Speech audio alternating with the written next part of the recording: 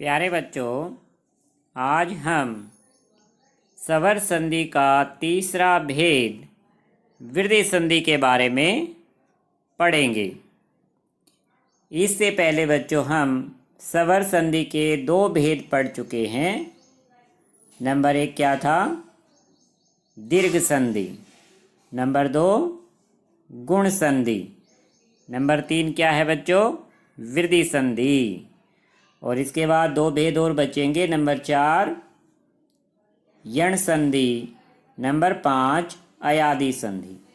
ये 5 बच्चों स्वर संधि के भेद हैं, क्योंकि इन सभी में स्वर का स्वर के साथ मेल करवाकर और उनमें जो परिवर्तन होता है उनसे एक नए शब्द की रचना होती है।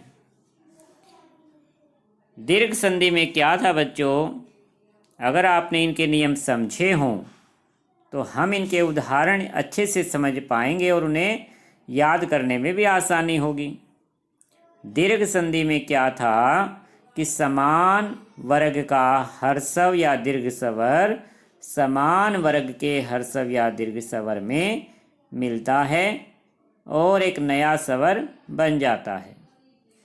देखिए बच्चों, जो दीर्घ संधि थी, दीर्घ संधि में क्या था? ए या आ के बाद ए या आ जाए, यानी देखिए समान वर्ग ए या आ ए वर्ग के स्वर हैं। उसके बाद भी ए या आ यानी ए वर्ग का स्वर आता है तो दोनों को मिलाने से आ एक दीर्घ स्वर बनता है।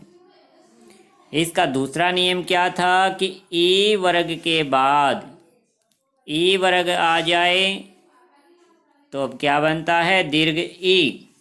तीसरा नियम क्या था कि ऊ वर्ग के बाद ऊ वर्ग आ जाए तो दीर्घ ऊ बनता है।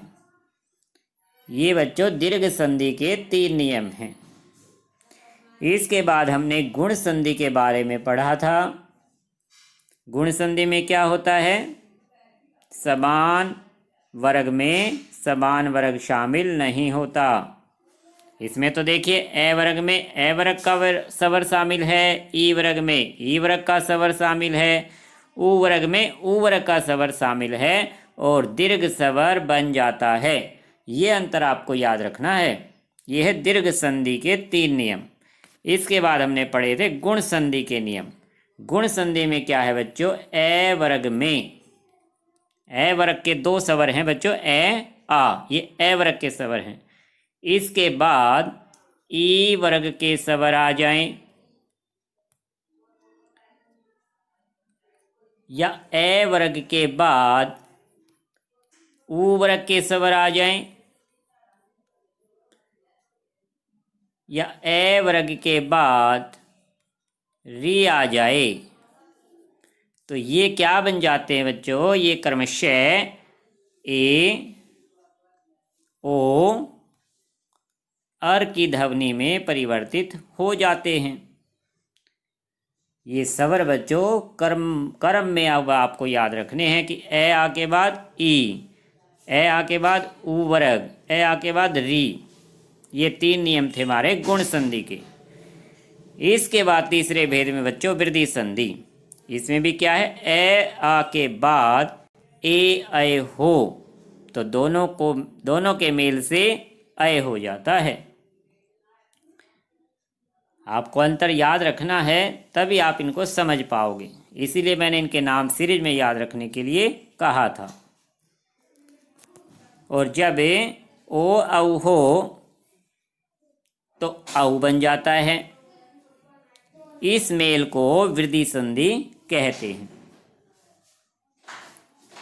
इसे आपको गुण संधि से अंतर करके याद रखना है कि ए गुण संधि में क्या था बच्चों? देखिए ए आ में ई मिल जाए तो ए बनता है, ए की मात्रा एक इस तरह से लगती है। ए आ में ऊ वर्ग मिल जाए तो ओ की ध्वनि बन जाती है, ओ की ध्वनि मात्रा इस तरह से लगाई जाती है। ए आ में री मिल जाए तो अर बन जाता है, रे इसमें आधा होता है तो रे ऊपर चला जाता है। इसके बाद बच्चों वृद्धि संधि जो आज हम पढ़ रहे हैं उसके नियम क्या हैं कि ए आ के बाद ए या ए आ जाए। री के बाद कौन सा स्वर आता है? ए ए। ये सीरीज में है, देखिए गुण संधि से ठीक अगली सीरीज है। तो दोनों को मिलाने से क्या बन जाता है? ए। जो वृद्धि वाला स्वर है वही बन रहा है। ए की मात्रा कैसे लगेगी? दो मात्राएं इस तरह से लगाई जाती हैं। ए आ के बाद ओ औ आ जाए। ओ आऊ, तो दोनों को मिलाकर आऊ बनता है। इसकी मात्रा एक लाइन और उस पर दो मात्राएं। तो वृद्धि संधि के बच्चों ये दो नियम हैं, क्योंकि आऊ तक हमारे स्वर समाप्त हो जाते हैं। कुल कितने स्वर हैं? ए से लेके आऊ तक 11 स्वर होते हैं। तो ये सभी नियम इसमें आ चुके हैं। सभी स्वर तीनों नियमों में, तीनों भेदों में आ चुके हैं। तो आऊ तक है बच्चों ये। इनको उदाहरण से समझें। वृद्धि संधि के जो उदाहरण हैं कि 1 + 1, इनमें क्या शामिल है? पहले शब्द का आखिरी स्वर ए, दूसरे शब्द का पहला स्वर ए, तो ए + ए बन गया।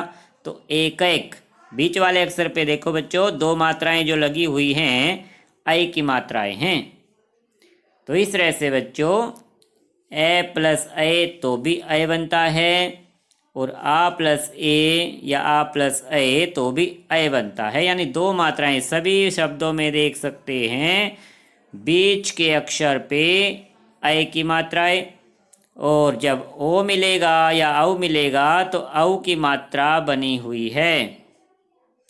जैसे सदा + एव सदैव, वन + ओष्ठ वनोष्ठ, औ की मात्रा बन गई। यहाँ पर औ की मात्रा इस तरह से।